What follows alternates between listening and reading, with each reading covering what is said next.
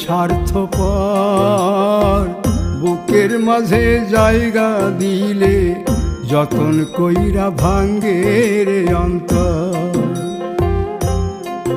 মানুষ বড়ই স্বার্থপর রে, বড়ই স্বার্থপর, বুকের মাঝে জায়গা দিলে যতন কইরা ভাঙ্গে রে অন্তর।